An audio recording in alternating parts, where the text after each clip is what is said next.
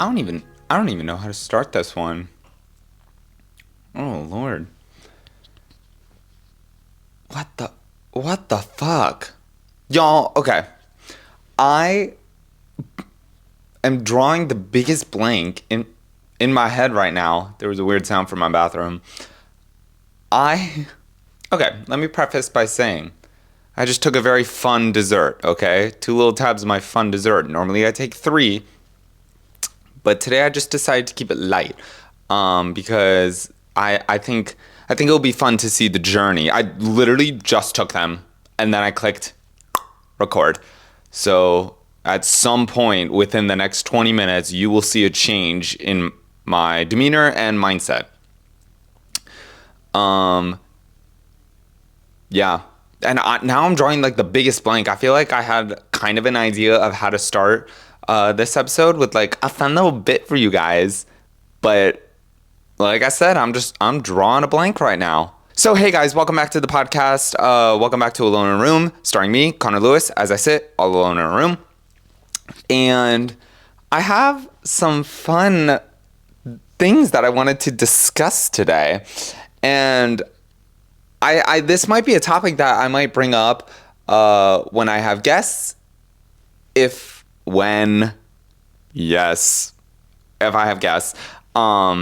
Because I love talking about this.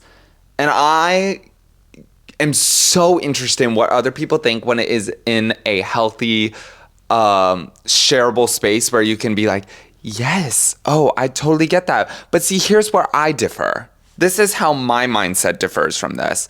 And the other person is like, yes, okay, I see where you're coming from, but like this is how I was raised and kind of just like how I was brought up. Very fun topic. First order of business, you might notice that I have a goddamn zit growing on my chin. And I just want to say, guys, it's finally happening. Connor is finally going through puberty. Yippee! Yahoo! Hooray! It's finally happening. Puberty is finally coming in full throttle for me because on top of growing zits, I am finally shaving my face at least once a week. Minimum. What? Connor's growing facial hair? Hey, you guys probably can't even see it. But you could probably tell that I did doll myself up before this. I took a shower and I brushed my teeth. And that is me getting dolled up for you guys. Please, it's no trouble. No trouble at all. Honestly, I was going to do it anyway.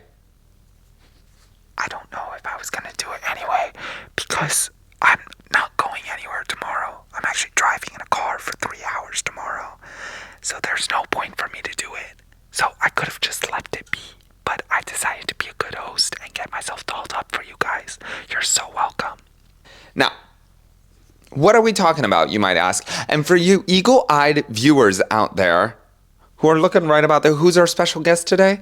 This is going to be Janet, okay? Everyone say, hi, Janet. Janet says, hi there. How can I help you? Because Janet is a character from one of my all-time favorite television programs, and that's going to be The Good Place from NBC, Comcast, Universal, NBC. All within the parent company. Hey, it's like he kind of works for Universal. Maybe I do. Maybe I don't. I don't know. Anyway, Janet's from The Good Place, which is a television program about the afterlife. And what happens is Kristen Bell, one of my favorite actresses of all time, is mistakenly put in the wrong afterlife section, the good place. In layman's term, there's a good place and a bad place. And Eleanor Shellstrop, Kristen Bell, was accidentally put in the good place when she does not belong there. And it is, if you guys haven't watched The Good Place, what are you doing with your life? Because it is a fantastic show about human ethics. It tackles the religion, and it tackles it in a very positive way. And in a way that is not bashing any religions or saying this religion is wrong, this religion is right, blah, blah, blah. I think actually in the very first episode, again, when I talk about shows that I love, shows, music, references that I love, I say, I think in the first episode, no, I don't think because I know. Because what do? Hyperfixate on that. And I watch it many, many, many times, so I know what's going on. Now, I know in the very first episode when Michael, played by, what's his name? I know, not Michael Schur is the name of the creator of the show, but who plays Michael? Ted Danson. Yes, of course, because it's kind of like Ted Lasso, but not. Ted Danson plays Michael, who is basically the head architect of the afterlife that Eleanor Shellstrop, Kristen Bell, is mistakenly put in. And he's like the greeter for all the residents of the neighborhood. And he explains to Eleanor that, again, in layman terms, there is a good place and a bad place. Eleanor's in the good place. But what the fuck was I talking about? Oh, God, it just slipped right out of my head. Oh, so they're not necessarily bashing any religion because Michael explains to Eleanor asks, who was right about all of this? And just kind of like gestures to the afterlife, the said afterlife. And Michael says, well, Jewish people got a little bit right, Muslims got a little bit right, Hindus got a little bit right, Christians, all the world's religions guessed maybe around 2-3%, whatever it is, 2-5% of the afterlife as depicted in the show. And there's been some discourse online that I've seen because some fans have broke it down saying that if all the world's religions got the afterlife, whatever number he gave, 2-6% correct, all the world's religions added up into one is like well over 100%. So that can't happen. But I know that in religions there are crossover beliefs. Like I know, take Judaism and Christianity, the entire Old Testament of the Christian Bible is the Torah, which is the scripture for the Jewish people. So there's overlapping, and say that in the realm of the good place, say that Christians and Jews got 6% right each. What if that 6% both came from the Old Testament depictions of what they thought the afterlife was? So I know there can be overlap in religions and what religions preach and teach. Preach and teach. What do the religions preach and teach? All sorts of things. But when I took world religions in college, I found that many of the religions, the main religions that I can recall, boil down to be a good person. That's it. Just world religion, just be a good person to your fellow man. And that's kind of like the common link that I found in most religions. Now, some of you might be like, oh, but that's not like the main thing. When you're Christian, you have to be good, but also like accept Christ as your savior. And that's the only religion I can think of right now. So this is just my interpretation from when I took this course. I honestly, I think I have a regret of not paying as much attention as I could have in courses like that, because I think the biggest thing was these courses were online and they counted toward my online credits for graduation. But I found that world religions, sociology, I took a class called, I think it was Love and Relationships in the 21st Century, and that was a really cool class, but because it was online, I'm graduated, I don't care. It was so easy to cheat in those classes. It was so easy to just kind of like log in for the lecture, put it on mute, do whatever I gotta do in my apartment, get ready for studio, get ready for my actual major classes. I say not like major as in status, but major as in this is my what my degree is in. So I gotta focus on these classes instead of like these extracurricular. No, it's just gen ed classes. And so I wish that I took those classes actually in person, sat down with notebook and pencil and paid attention and devoted actual time and effort to these classes. World Religions, I will say, it was one of those classes where I did have to put the lecture on my TV, my headphones on noise cancellation, and lock in. I did put it in 1.5 speed, and I remember my professor being just the sweetest little guy, and he was really passionate about what he was talking about, and I really admired that, and that helped me focus and lock in for the lectures. But like he gave us these little like blueprints or they're not study guides, but they were kind of like guides to the actual lecture, what he was talking about. And they were really helpful, and you just kind of fill them out as he's talking and you submit it. And that was like half the grade for that week. And then the other half was an actual test. But all the tests were online on Quizlet. So I would just use that. I tried to answer as much as I can, but I ended up using Quizlet a lot. But I wish I paid a little more attention and retained more of that knowledge, because now that whenever I get to talk about it, whenever I have the privilege of talking about it with my friends, or even now just talking about it and thinking about what happens after we die, I wish I retained more knowledge about what I have learned about all the world religions, because holy crap, it is so interesting. Oh, and I briefly talked about this in my last episode because I brought up the final that I wrote for that class thinking it was my magnum opus work, and I said I wrote like 8 or 9 pages on this topic. It was 6. And one of them was the bibliography. One of them, one of the 6 pages that I wrote was dedicated to the bibliography. So it was a 5-page paper, which is nothing. That is nothing. And I'm acting like I'm writing my own thesis paper.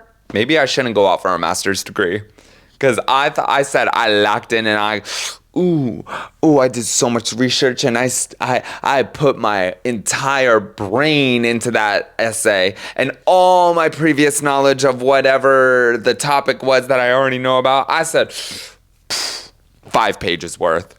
Boo, boo. That's nothing, Connor. Anyway.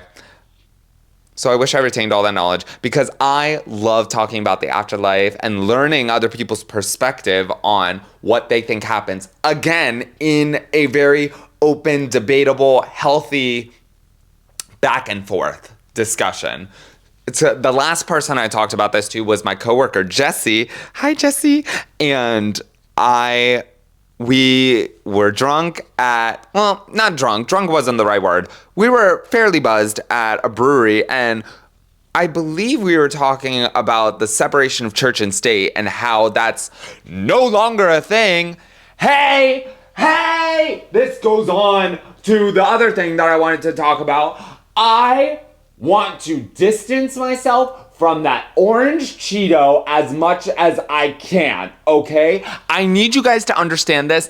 I did not vote for him. He does not speak for me. He does not speak for my thoughts on international affairs, on the separation of church and state. He does not speak for who I think should be running this country. What the fuck? Pardon that. Oh, whoa. Kind of went off on a little thing there. Yeah, I really despise Trump. But we were talking about how the separation of church and state is not really a thing. And I somehow that developed into a full concept of what do you think happens after we die. Hey, by the way, the topic is religion and the afterlife. Because, wow, have I got such a fun viewpoint on this. Now, I grew up in the Christian church, but I remember going to a Catholic church when I was really little, like toddler, preschool, kindergarten kind of age. I don't remember what happened when I was a toddler. Maybe I'm lying to you guys. But I remember going to this Catholic church. Then we kind of took from what I can recall, I could have this wrong because I was very young, so my memory is a little spotty, as it probably normally is for most people. But I remember we kind of took a break from church, and then we started going to this Lutheran church down the street from us. And that is the same church that my parents go to this day. Now, we eventually started to get back into going to church services on Sunday, every Sundays. And I think from a relatively early age, I kind of realized that I didn't believe in any of the things that were being taught to me. Because I remember we went to, the first memory I have of this specific church is going to Vacation Bible School over summertime. And let me talk about Vacation Bible School because, wow, I remember Vacation Bible School as being so much fun. And you know what? That's how they draw the youngins in, because they make Vacation Bible School so much fun. It's like summer camp. You play outdoor games. You get a popsicle every other day because it's Florida and the freaking heat. And then you do a little craft and you learn about the ancient Egyptians escaping, or no, they're not. Oh, I think is it the Jewish people escaping Egypt during Exodus? Yeah, Moses leading his people out of slavery in the book of Exodus, and you do a whole week based on that. I remember there was this one, because the way the Vacation Bible School that I went to was set up, there was like your opening ceremonies, and that's like the gather, come all, gather in, get to your little color. They separate us based on color and age range. And so there was like a white group, there was like full of white balloons, and that was the 5th graders, because I think it was pre-K to 5th grade. And I believe the preschoolers were pink and purple, then kindergartners maybe were red, and then, I know 3rd grade was green, 2nd grade was blue. I don't know how I remember this because it has been years. And they did away with this system, I believe, when I was in 7th grade. Because we had a new DCE come in and he kind of like brought the modern age into St. Paul Lutheran Church. And so, yeah, then what were 4th grade? What colors am I missing? 4th grade was orange, maybe? And then the 5th graders were white. And then after that, you could become a volunteer.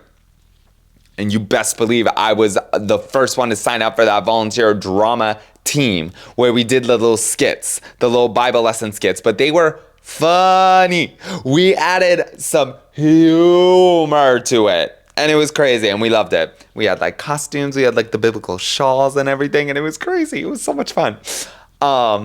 But you had your opening ceremonies where you sing like your welcome in song, and then you go to your little groups. I think you do like, oh my gosh, the songs, the Vacation Bible School songs, 8 boot house downs, 8 boot church house down, mama diva slay, Christ on the cross slay. What? There was I am a C, I am a CH. I am a CHRISTIAN, yeehaw, and I have CHRIST in my HEART, and I will LIVEETERNALLY. Yes, I did 4 years of sign language in high school, and it still shows to this day. Thank you so much. Also, I think, like I said, I've been doing that Vacation Bible School probably since from 1st or 2nd grade onward, and volunteered through most, if not all, of high school. And I only learned that the last part, LIVEETERNALLY, I learned that like embarrassingly late. I want to say like freshman or sophomore year of high school. I finally learned that that's spelled live eternally because I have Christ in my heart. I don't know what kind of mental blockade stopped all that like deduction from entering the depths of my mind, but I digress. There was I am a C. That was one fun. Oh, another boogie that we sang was Well, My Jesus is rockin'. Oh, I just spit all over my microphone. I am sorry. Hang on. We're putting the microphone on the shirt for this one because there were dance moves to it. Well, my Jesus is a rock and he rolls my blues away. Bop, she bop, bop, she bop. Well, my Jesus is a rock and he rolls my blues away. Key change, bop, she bop, bop, she bop. Oh, Lord. Some of Father Abraham had many sons. Many sons had Father Abraham. I am one of them, and so are you. So let's all praise the Lord. Right arm, Father Abraham had made it. Very akin to 99 bottles of beer on the wall, 99 bottles of beer, and then you just repeat it but add parts or like you take away. Oh, what fun times. Anyway, I digress. And I digress so hard that I already forgot what I was talking about. So, my Vacation Bible School, there was opening ceremonies, opening ceremonies. So, after the opening ceremonies, you went to your designated station, okay? Now, there were that was my wrist crack, if you guys heard that.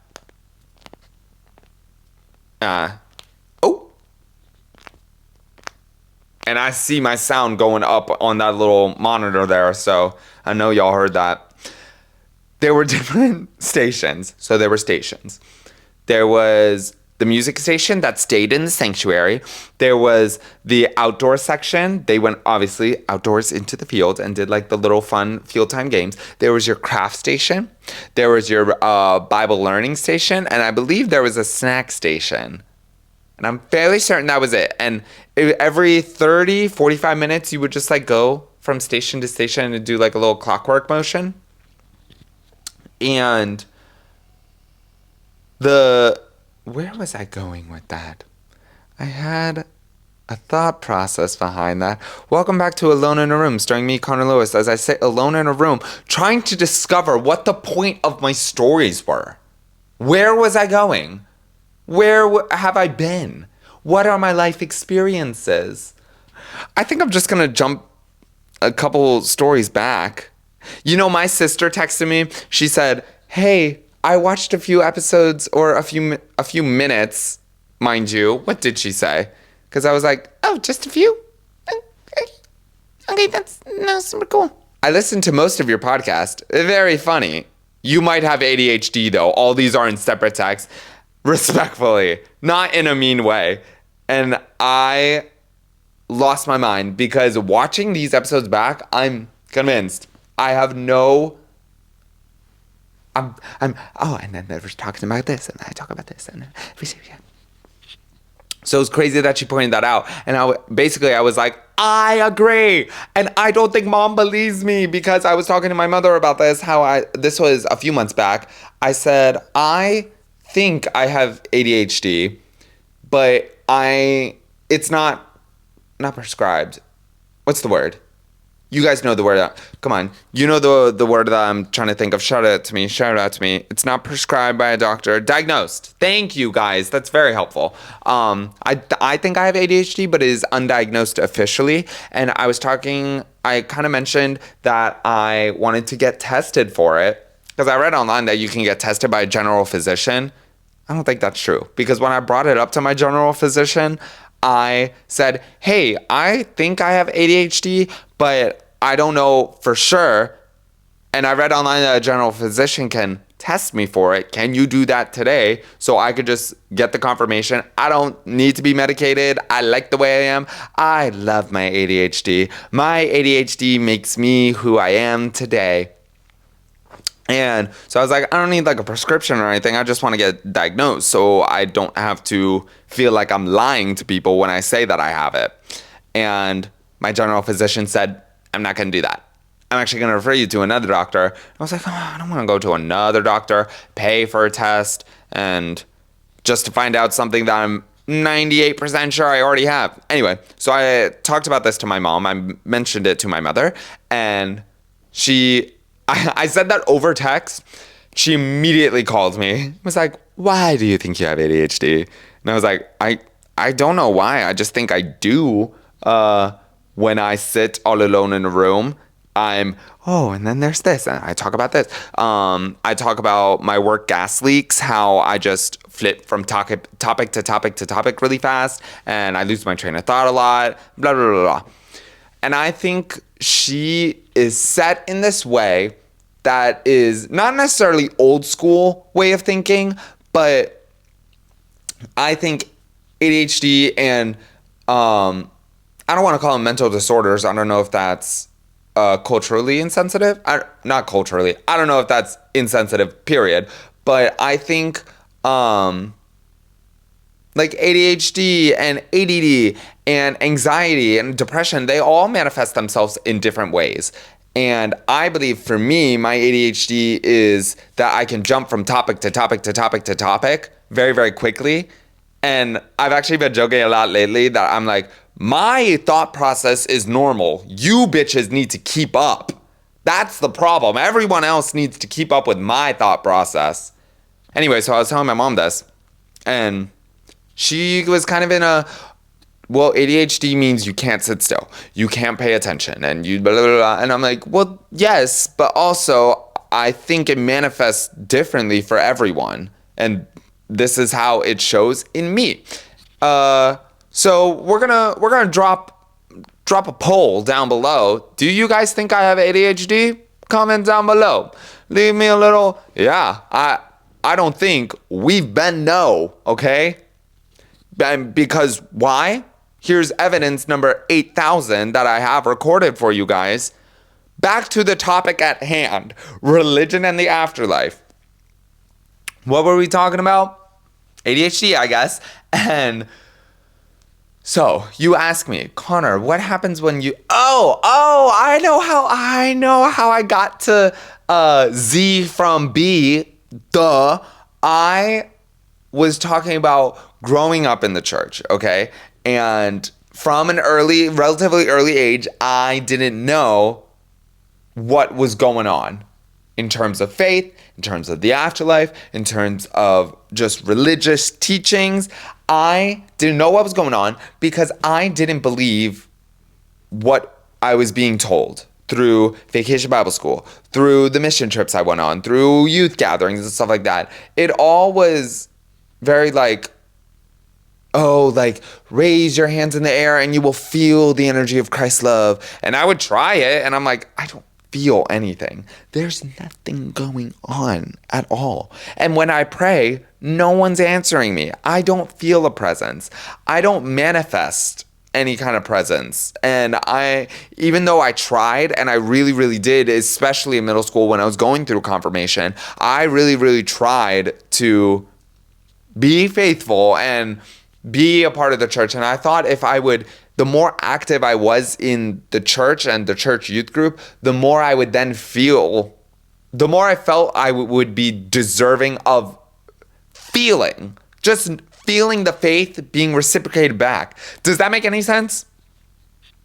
I felt the more I put myself out there in the church, whether it be through going to youth group events or going on the mission trips or doing the youth gatherings or volunteering to carry the cross, like during service, even though I didn't really volunteer for that, I was kind of forced to because of confirmation, but like signing songs, participating in participating in the music aspect of the church and somehow contributing to the church. I thought I would feel the presence of the afterlife, and I really would really focus and hone in. And still, people say that the mind tricks you. When you really truly think that there is something, you can kind of placebo your way into thinking you felt something or feeling a presence around you. I thought I would do that and I still got nothing. Okay. So I kind of knew from early high school that the church wasn't for me, but I kind of played along because everyone else in my family was involved in the church. Now, little side note, I have a very naive outlook on how me and my siblings were brought up. And that's not to no fault of my parents, but we were always told you should wait for sex before marriage. You should be involved in the church and kind of take it to heart and treat it seriously. So So all throughout high school, I had kind of this naive mindset that my brother and sister were the pinnacle of they were involved in the church, and they don't underage drink, they don't do any kind of drugs or anything like that. They are waiting until marriage and all that. And this might be a little personal beef, so I'm not going to get too much into it, but looking back, I'm like, duh, yeah, when my sister's at college, she's gonna have wine nights. When my brother's with his fraternity, he's gonna be drinking beers. You know what I mean? So I was like, damn, I was really naive growing up. And I think that carried over to my own thoughts on intimate relations with other people. I take it very, very seriously. I don't get me wrong, like I've had experiences and I am open to it, but there's something that prevents me from going all the way. Let's just be frank, okay? I haven't gone all the way because every time I get intimate with someone, there is some kind of guilt in my heart, my stomach. Maybe I just haven't found the right person, because typically after I get very intimate with someone, I immediately get the ick. Like the next day, night of, like I get the ick, and I find something minor that isn't necessarily like intimate, sexual, isn't necessarily that, but I find something minor and I get the ick so bad that I literally cannot like see this person again. You know what I mean? So I think the more I'm kind of like being on my own and like experiencing stuff like this more, the more I'm kind of telling myself that this is why I'm doing this. This is why I'm feeling these ways after being intimate with someone. And I think it was because I was naive enough to, I don't want to be the problem child in being the one that didn't take what my parents tried to bring us up to believe and going against that. Did that make any sense at all? I really hope it did, because that's going to be so embarrassing if I'm talking about stuff like this and everyone's like, what are you saying? So yeah, I kind of knew from a relatively early age that the church wasn't for me because I never felt anything. And when I remember what kind of let the pot bubble over, and because like I said, I was afraid to bring this up to my family. Obviously being in high school, like going to church every Sunday morning was not my forte, because that meant I had to wake up early and then take an hour out of my day and blah, blah, blah. And it really not ticked me off, but because I knew that this wasn't for me, and when I went to college, I wouldn't be going to church. I wouldn't even try to. What really kind of grinded my gears is still a little too harsh than ticked me off. But I remember there was one Sunday where my dad was like, hey, like you should be putting in $1 in the offering, like the little thing that they pass around. And I was like, I don't want to do that. That's my money. I work for that money. And also, why would I give my money to this foundation that I don't subscribe to their beliefs? Not talking about my church specifically. My church was real chill, okay? Our church is real chill, and it still is. I still love hanging out with the friends that I made there. They are funny people. And like I still, sometimes when I'm home and if I have friends that are going, I will still go to the youth groups on Wednesday nights, because we play Frisbee for like an hour and a half, and then we go do devotions for 30 minutes, and it's chill. I remember my dad was like, you should be putting $1 in there every week. And I was like, I don't want to do that. I don't subscribe to organized religion like that, so I don't want to be giving my money. But at this point, they didn't know that I didn't want to go to church anymore.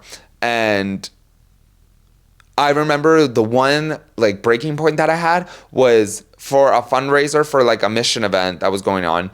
The part of it was the church did this giant car wash, and it was a huge success every year. And you would call and get pledges, how many cars we were washed, this is the goal, do you want to sponsor me per car or flat rate? And you would call family members and blah, blah, blah. I would still call family members, telling about them, because they knew what was going on. What I had an issue with was my parents wanted me to pull up the directory of the church and just start calling numbers and asking random people to sponsor you. And that made me feel so like icky. So not slimy, but I just didn't like calling strangers asking them for money. That made me feel not good.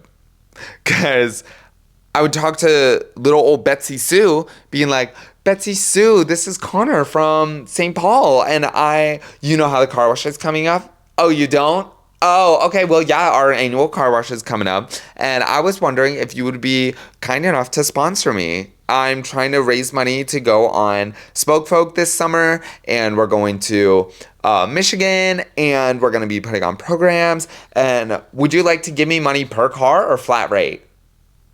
I don't know what this woman looks like. She might know me because I was a hoot. I was a hit. I was the one gay kid that everyone was like, gay. But he sing good in choir, so he fun. He's very extroverted. He fun, but gay. No, we were a chill church. Nobody cared. Maybe some people did care, but they kept it to themselves because I was a hit at my church. People love me at my church. People love me everywhere I go. And I don't know why. It's crazy. If you want to tell me why you think people love me, drop it down below. So me calling Betsy Sue asking for money made me feel very slimy, guilty, and icky. So I remember I was like, this is the last thing I want to do on my Saturday mid-morning as a high schooler. So I remember I was like, oh, I have to tell them that I don't want to do this. So I was like, Mom, Dad, I don't want to do this. Like, I don't want to call people asking them for money because I don't feel right about it. And they were like, what's wrong with it? And I basically had to explain to them that, yeah, it's for this mission trip, but I don't want to be involved in all this anymore. And they're like, huh? What do you mean? And I was like, well, I don't want to go to church anymore.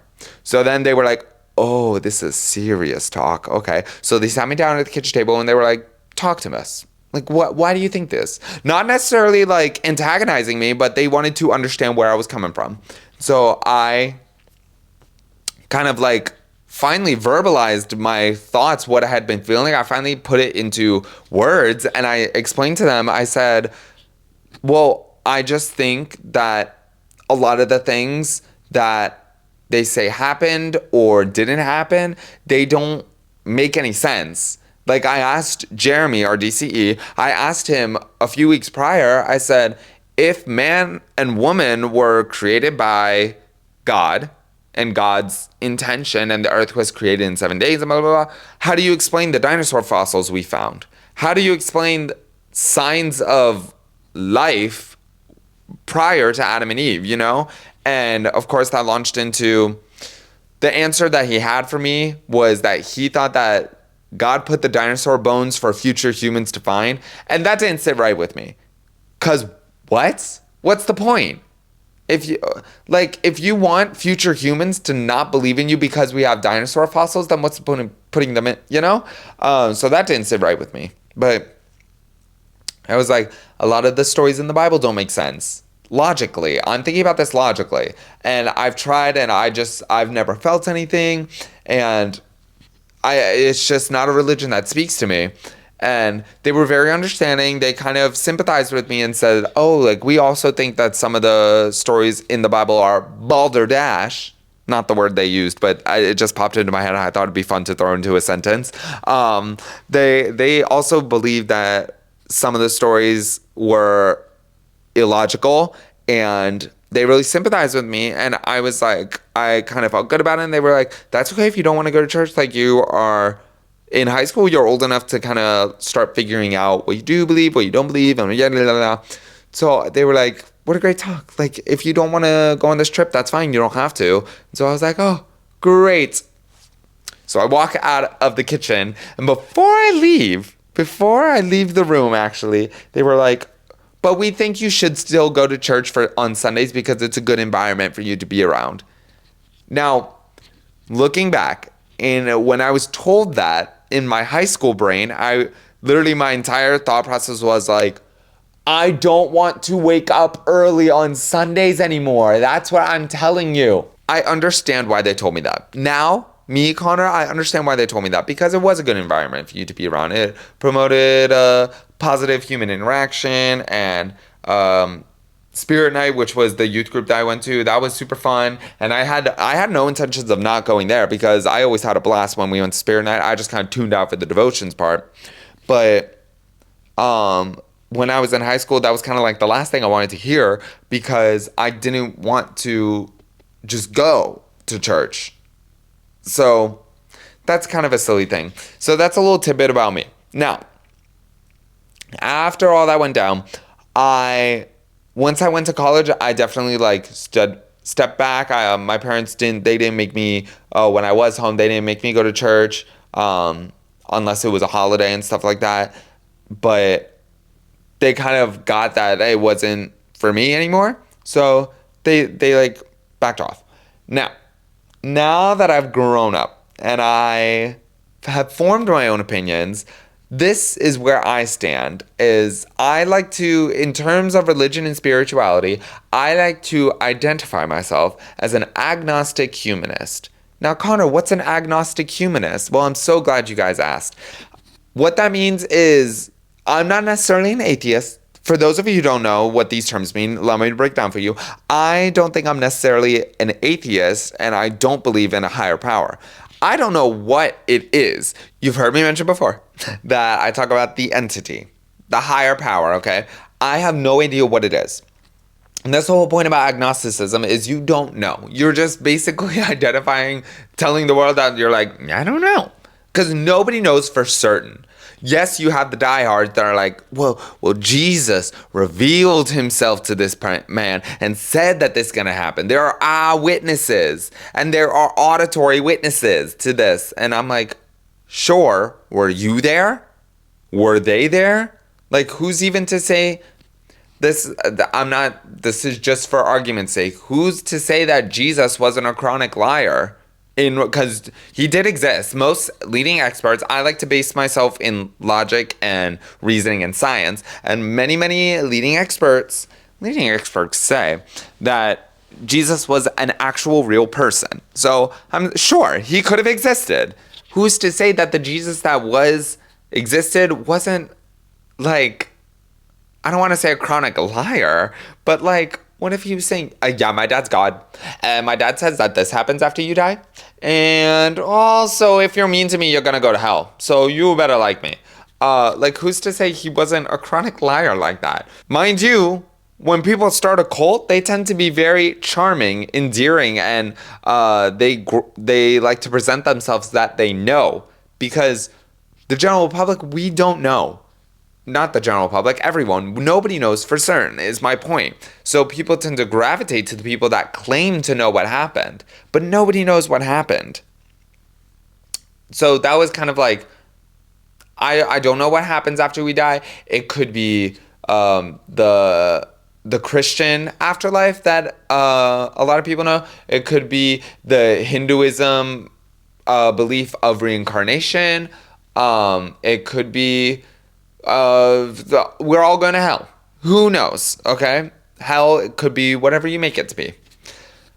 Nobody knows is my whole point, and I'm starting to feel silly. Let me mind you, I'm getting very passionate, but I'm feeling a little glassy in the ocular region. Okay, so yeah, stop really barren and lock in. Okay, so nobody knows for certain. That's the agnostic part of me. I describe it as the entity because I don't know if it's Buddha, if it's Jesus, if it's God, if it's Satan. I don't know if it's still Aphrodite, Apollo, Zeus, Demeter, all those girlies. Who's to say? Who's to say the ancient Greeks weren't the ones that had it down pat? And a lot of those myth stories, I like how they describe how the world came to be. How did we get spiders? Oh, because a woman was so good at weaving silk that she bested the goddess Athena, and Athena got jealous and turned her into the very first spider. And that's how spiders thread so well their silks. What? No. Their webs? Arachne is what I was talking about. How did we get the concept of, we're taking it back to episode 1, early access. We're taking it back to, how do we get... why do humans feel strife, retribution? Is there an entity that controls sleep, hypnos? There's stories for explaining how everything came to be from so many different sources. So who's to say the ancient Greeks were wrong? Who's to say that the Christians are right? You know what I mean? So agnostic, I don't know. This is me like derailing and then going back to the rail just to derail a little bit this way. So there's the entity, and nobody knows what happens after we die, and I'm an agnostic humanist. Okay, so the humanist part of me is, well, how I describe it to people when they first ask is I say I'm an agnostic humanist, which basically means I don't know what happens after I die, but while you're here on Earth, do as much good to your fellow man as you possibly can. Like, that's it. What's stopping you from being a good person? And that's why I love The Good Place so much, is because it takes a very humanist approach, and basically it's just how to be a good person. It doesn't tell you how to be a good person, but it shows you that being a good person, no matter what happens in the afterlife, is gonna get you farther than being a shitty person. Okay? If you're not putting your cart back in the cart return, down you go, because that is the basic. There was a thought experiment about the people that put their cart back in the shopping cart return area of the parking lot versus the people that don't, and it basically is an argument, or not a Myers-Briggs test, but it's like one of those societal tests of if you are inherently a good person. Now, I don't want to brag and boast on y'all, but I put my cart back every single time, because I think about, what if I put it up on the curb, then what's stopping a strong gust of wind from knocking it off the curb so it's like rolling and then it hits someone's car? If you put it in between the little parking spaces, someone could accidentally go over the curb a little too much and hit the wheel or hit the shopping cart. I always put it back. And also it makes it so much easier. I think the main reason I put it back is because it makes it so much easier for the workers that are collecting the carts to just go to their little stations. Instead of having to hunt down the shopping carts that are all around the parking lot, they have them in the stations for a reason. And that's not to say it is not their job to clean up after your shit. It's not the worker's job to go out into the parking lot and take it back for you. If you were the best of the best, you'd be taking it back inside. But as humans evolved, or not evolved, but as society progressed over the last 10, 20 years, and big corporate realized that people are leaving their carts in the parking lot, they just took a couple of parking spaces and designated to a return spot. But that's not to say that it is the worker. What the fuck was that story about? Why did I speak that? Why did I bring that into the universe? I don't know. That was a tangent. And that was a true to form, God-given tangent. So, it is not the worker's job to clean up after your cart, okay? So, that's the whole point that I always bring it back to the shopping cart return area. Now, that is the humanist side. And when I tell you guys I can talk about this to anyone, I can talk about this to anyone. Because before I moved to Orlando, a couple months before I moved here, I was at a friend's party. She was having a going away party. And I somehow brought up, or I made a Christianity joke. That, as one does, because they're hilarious, man. And someone at the party kind of looked at me and was like, oh, like, why do you say that? Not necessarily like digging into me, but he was poking my brain. And I was like, oh, well, it was just a joke, but like, I don't believe in any of that. And he was like, why not? And I was like, why don't I believe? Well, okay, here's my argument. And then he would counter argue with why he believed in it. And I'm like, okay, that's cool, but I'm not looking for you to change my opinion. But we can have a talk about this, but like, I'm not looking for you. Everything just got real slow. And I feel like this is how we know that I am feeling great, because I feel like I just got to the beginning of that story, just got through the beginning of that story, and it felt like 14 minutes. And my blinks are getting real slow. So, sorry. So, y'all gotta stick with me, bear with me on this, because I gotta bear with myself. I gotta bear with myself. Roar!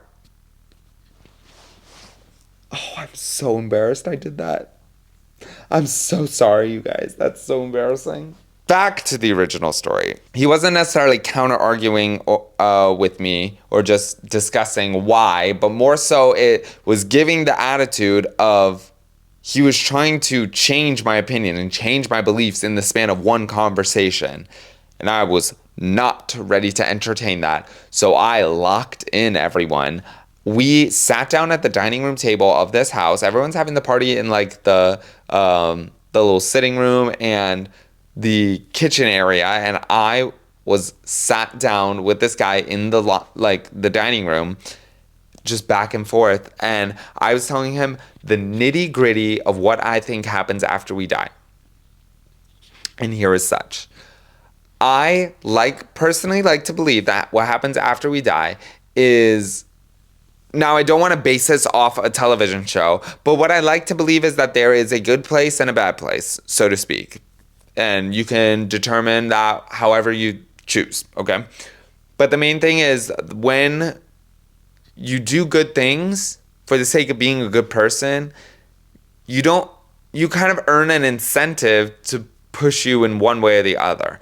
And that was kind of like an older way of thinking about it, but again, I've grown up. I've been old adult for a long time now. I've been my own adult for a while now, so I can actually say, and the more I talk about it, the more I kind of like figure it out how I want to say it. And it is as such. All the repetition going on. It is as such. I like to think that when you die, you go to kind of a reception kind of area, and I love those little TikToks of like afterlife receptionists, and one of them is like, I'm actually gonna scrap talking about that because I don't remember at all. But the other one that I was gonna mention is this one girl, and she's like, "Hi, how are ya?" And it's very like comforting vibes. She was like, "Oh, darling, you look so beautiful. Is that gonna be your ghost outfit? That's a great choice. I love that for you. What do you want to do first? I know it's a lot to take in. You could take as much time as you need. I'm going to be sitting right here." And she's like answering emails on her little computer. And she's like, "I'm just going to be doing my job. But whenever you're ready, I am good to go. Do not feel guilty." Oh, I love that. That makes me feel so comforted. So when you die, death to all of them, as the great Wendy Williams once said, when you die, you go to a check-in kind of receptionist office vibe, but it is not packed. It's not like the Social Security office where there's 1,000 people there for unnecessary reasons. It is calm, relaxing environment. Maybe they have a little waterworks fountain, a little barrel that's been hollowed out to have like a mossy mini waterfall scene. That'd be nice for like ASMR. They have, oh my God, the receptionist office has what's those magazines. There's a highlights magazine. Oh my God, I haven't thought about this in years. They have a highlights magazine for you to do, and it is to whatever level of difficulty that makes you feel the most relaxed, okay? I'm playing improv right now. I'm coming up with all this right now. This isn't I've never gotten as detailed as this with someone on what I thought the afterlife is going to be, but I think this is fun. So they have a highlights magazine that is equipped to whatever difficulty you find the most relaxing. And me personally, I flip right to those spot the difference pages of the highlights magazine. Oh, no. That's a lie. That's actually a straight lie, because I believe, how do I remember this? I believe it was page 7 or page 11. There was a full page of a drawing. It was like some kind of like artsy drawing, but on the side column, like a little side panel, it was like you have to find these hidden things. And it would be like a teapot or a tree log or a flower and blah, blah, blah. And within the drawing, those shapes were somehow incorporated into the drawing. And they were hidden so well. You guys have to look this up. Highlights magazines, find the hidden objects or something like that. Because, oh my God, I'd sit there scanning those shits. I was playing, what's his name? Sherlock Holmes. So much fun. So they have the Waterworks barrel in the reception office. They have a highlights magazine for you to indulge in. Or they just have high-speed Wi-Fi. And you can just like scroll through social media with uninterrupted, no ads. Of course, we're in the afterlife, okay? Even though this is a purgatory area, no ads. They are premium like that, okay? So the receptionist calls your name.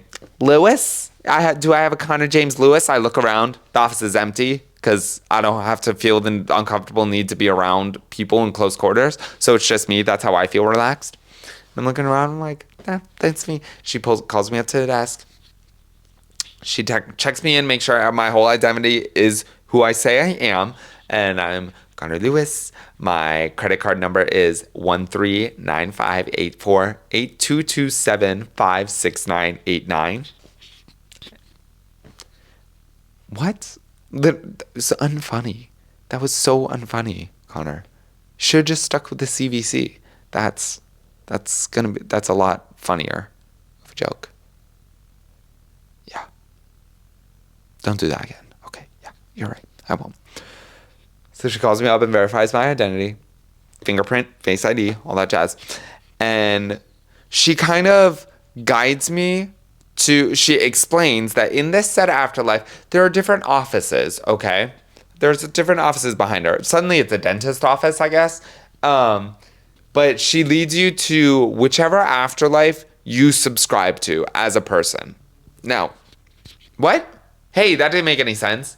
She takes you to whatever afterlife of the religion that you subscribe to, the belief system you subscribe to in your mortal days. So if you were a Christian, you were taken to a section of the afterlife, because the afterlife, I like to think, is like space. It's infinite, okay? It's infinite, so there's an infinite amount of space. So she takes you to the space that is designated for the Christianity, whichever subdivision of Christianity you are, whatever that specific religion believed was the afterlife, and you would be judged accordingly. That's the main point, is you were judged on how you behaved as a person on earth accordingly based on whatever you subscribed in. So say a Hindu walks in and they are lead to the section of the afterlife for Hinduism. Now, like I said earlier, I think the after or post-death stage of someone's soul, so to speak, I think is the term. Don't quote me on that. I believe that reincarnation is what happens after death in Hinduism. So the receptionist takes this Hindu person to their afterlife, where that's kind of like, that's where you see the hygienist in the dentist situation. So you have your check-in receptionist, they call your name, they take you to the room with the hygienist does your teeth cleaning, your judgment, and then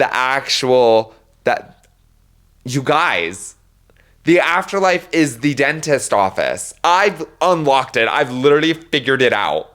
And it's no joke, because tell me I'm wrong. Tell me this isn't exactly how it plays out. You check in, you go to the hygienist. After the hygienist judges you, then you see the actual dentist, the person in charge of your teeth for the office. They come in and they serve out your punishment, I guess, or your results, your judgment. So in Christianity, because this is what I'm most familiar with, I'm probably going to default back to it. In Christianity, you see the receptionist, the guy in front of the pearly gates, Saint John. Who's at the pearly gates? St. Peter. Google know what I meant, guys. So that's all that matters. St. Peter judges you. He's the hygienist. Or no. No, I got it wrong. Hey, I got it wrong. Don't quote me on that, guys. I don't know what that was, but it was incorrect. You go to the reception office, and that's St. Peter. He is the receptionist. He takes you to the Christianity afterlife, okay?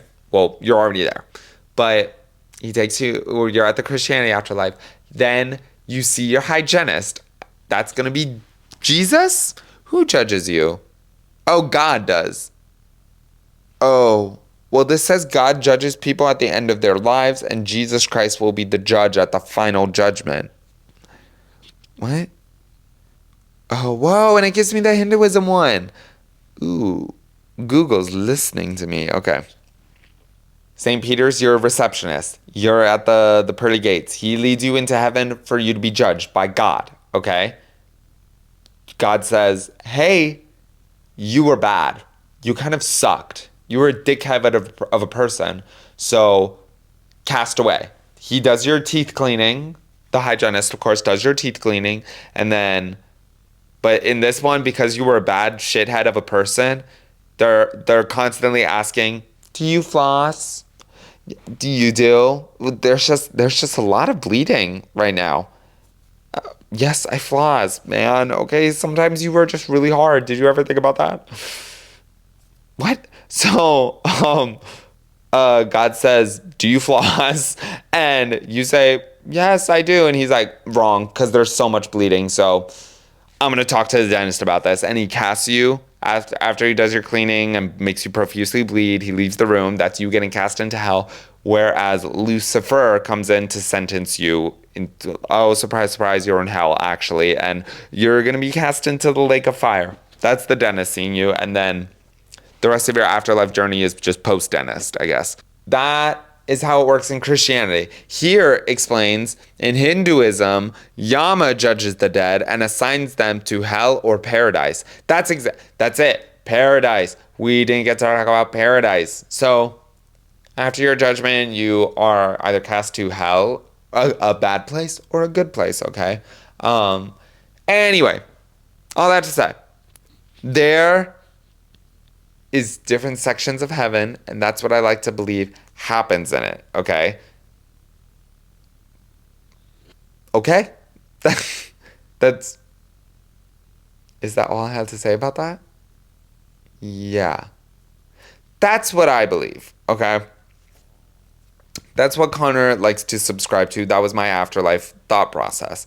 Anyway, so I was arguing with this guy back and forth, and I was like, I know that I'm a good person. So I don't have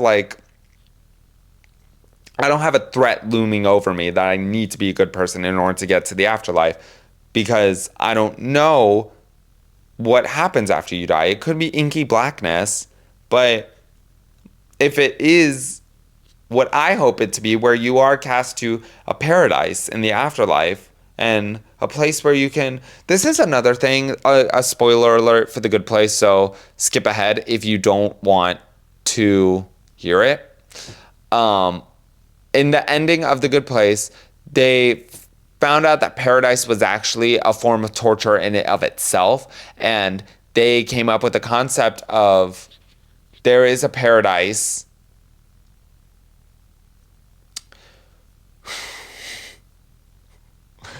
Damn, I feel like I just I had my words and my thought process all bundled up in my hand here, and then I tripped and I scrambled it all over the place, and I just watched it all fall, and I just don't want to pick it up again. That's how my thoughts feel right now. In The Good Place, the afterlife system, how it worked was there was the good place, and once you've had your fill, done what you wanted to do, you get to walk through a door, and your soul goes to the next stage of its existence in the known universe. What that is, nobody knew. So that gave life in the afterlife meaning. And that's kind of what it kind of, in a circuitous way, wraps it up into, well, the next the next stage in your life, your spirit, your soul, nobody knows. So while you're here, live it up. Like, have fun.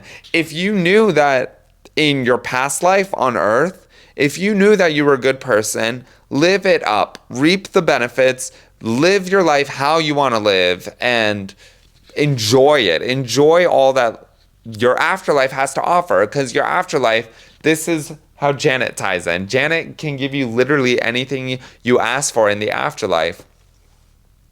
Like, at one point, she conjures an elephant that speaks truths about the universe. She can give you a cactus if you want, which is why she's holding a cactus there. If you wanted a cactus, you could say, "Hey, Janet, can I have a cactus, please? Thank you, Janet." So, like, you got to live it up. And knowing that you were a good person, you can reap the rewards and the benefits of a paradise, so to speak.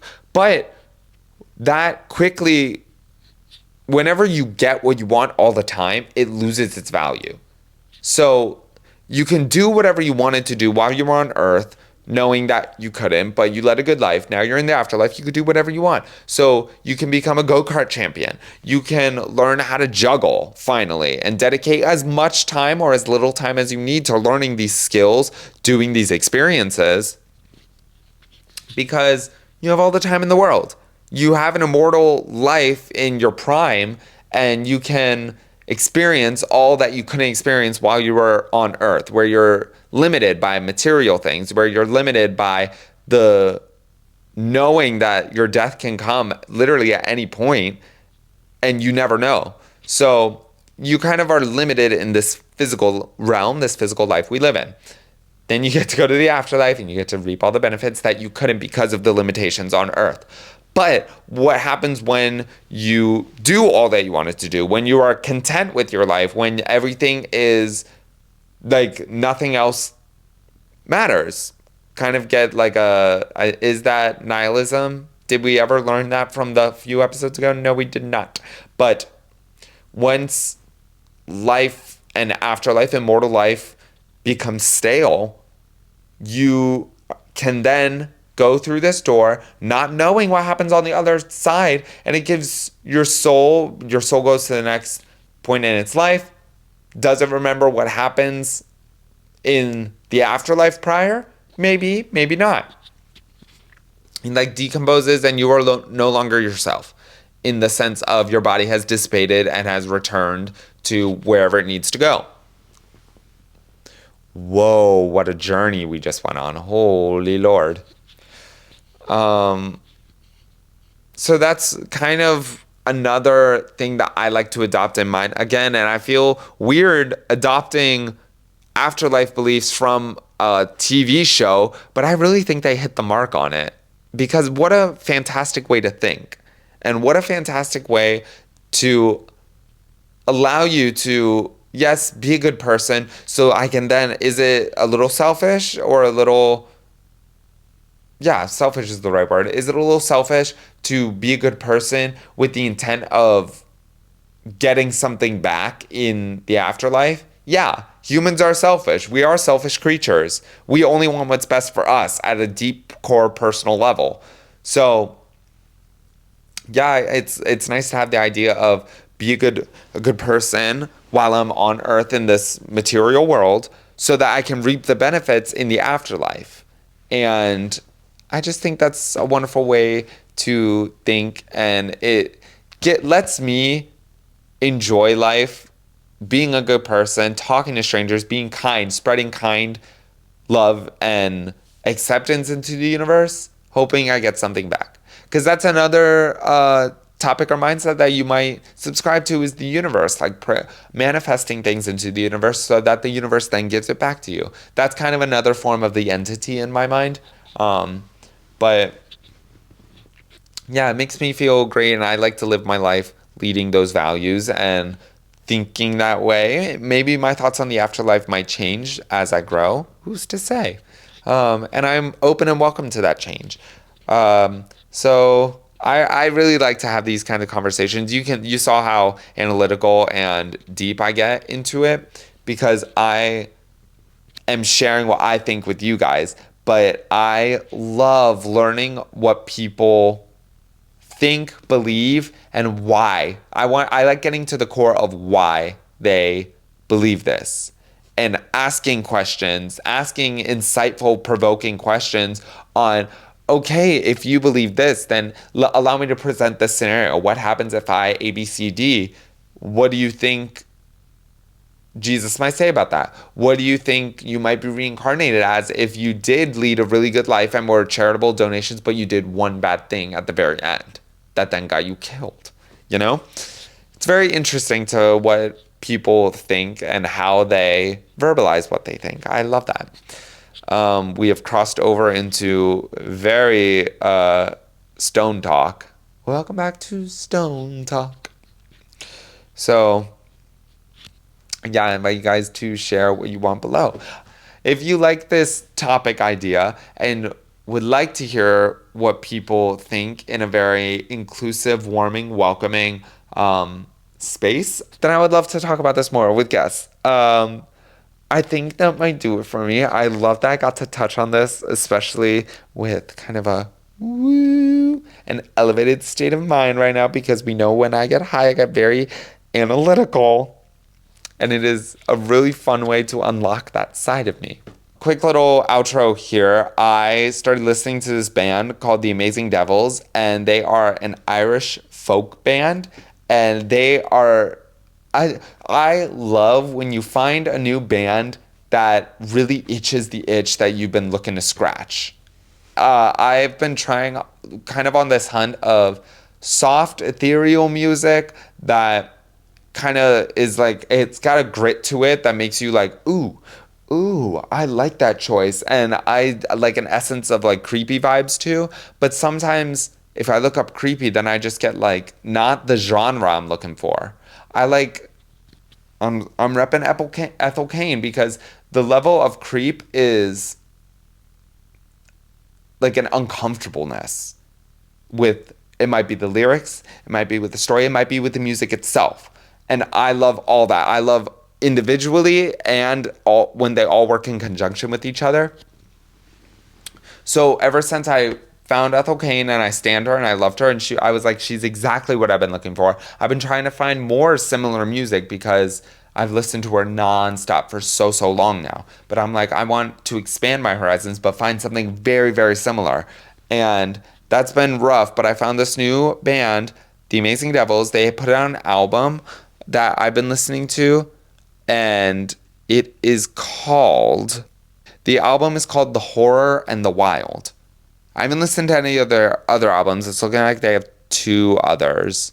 But I listened to it start to finish, and it rocks back and forth between kind of like not pubby Irish band, but like an epic Irish band where they actually have like strong cymbals, strong rhythms to them, and they scream and shout and but then pull it back soft. They kind of like rock back and forth between that like loud Irish bands and very intimate, cutie and sentimental, where it's very hushed and they don't talk more than this, and they kind of sing what they're trying to sing, and they'll launch back to like, ooh, this kind of like a creepy campfire. So fantastic band.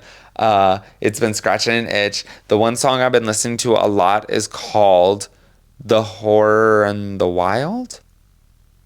Oh, is that the titular title? What? Titular title? No. Okay, that's the name of the song, but it's also the name of the album. Okay. That makes a lot more sense. So that one is really, really good because it's kind of creepy essence to it. And then the second one on the same album that is kind of different from the normal genre I go through, it's called Fair. Fair is such a cute song, and it's very, very sappy and sweet and stupid, and I don't like sappy shit, but this song has been stuck in my head all day, and it's just so cute. And I'm like, oh, it's about a relationship and how they both love each other so much. And the little verses in between talk about the little things about like brushing the hair, and even though I've literally heard you fart and snore, and I also love that they say fart in a song. That's hilarious. But it talks about like, I've literally heard you fart and snore, but God, oh God, it's not. I think the lyric is, it's not fair. It's not fair how much I love you, or something like that. And I'm like, oh, that's actually going to make me cry, because I want that. And it's so sweet. Just loving someone that much, because whenever I find the ick in someone, that like, that's it. That's the immediate turn off for me. And I'm like, I don't want anything to do with you ever again. And loving so much through the icks, but like, then that doesn't make him an ick. It's, you love them so entirely that it's not fair to anyone else, because I deserve you like this, and I get to, not I deserve you, but it's not fair that nobody can experience this. Who am I that I, literally from Hadestown, who am I that I should be the one that gets to hold you? I'm just me, and I deserve, it's so sweet. And I hate this kind of sappy shit, but sometimes it really, really hits, and I'm like, that is the verbiage. So crazy. It's so good.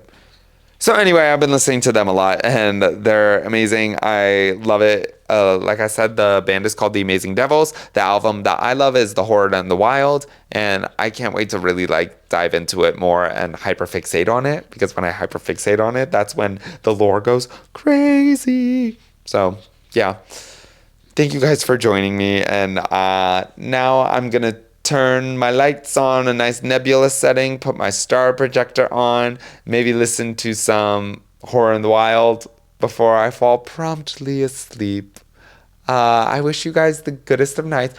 Oh my gosh, how can I forget? I have to give a shout out to Ethan Funk for doing my podcast theme, the Alone in a Room theme song. I love it. He was super awesome for doing that. Very talented. He created everything. He is a DJ. He created all the music himself. To you guys, this might seem like old news because I've had podcast music, but to me, or whenever this episode comes out, it's very late to thank him, because I have 5 episodes ahead of this one. It's too late to thank him. I didn't talk about it in the other episode. I didn't even bring it up, but I wanted to bring it up now. So thank you to Ethan for composing the Alone in a Room theme song. It's definitely doing so much better than Miranda, who's still working on getting me that soundboard, right? Thank you, Miranda. Jesus. So that's it. That's all I had for you guys tonight. Thank you for indulging me in a religious rant, or religious it wasn't a religious experience. It was a religious outpour of, I love talking about what I like to believe, what I believe in, and what happens after we die. So I want to have more people on, and if you guys like this topic, I definitely will bring it up, and that could be like my staple interview question. Hi, welcome to the podcast. What do you think happens after we die? Fantastic. So that's all I had for you, team. If you like this, rate me 5 stars. Go support me, go give me a follow, give me a shout out, share it to all your friends, because be like, oh my god, I know this guy, he's so funny, and we can all be friends alone in a room together. That was cheesy as fuck, so I'm actually gonna call it. Good night, Pookies. Sleep well, sleep tight, drive safe, sleep well, drive safe, and enjoy work. Enjoy your chores, enjoy whatever you're doing while you listen to this or after you listen to this. Oh my god, shut up. That's it. You're done.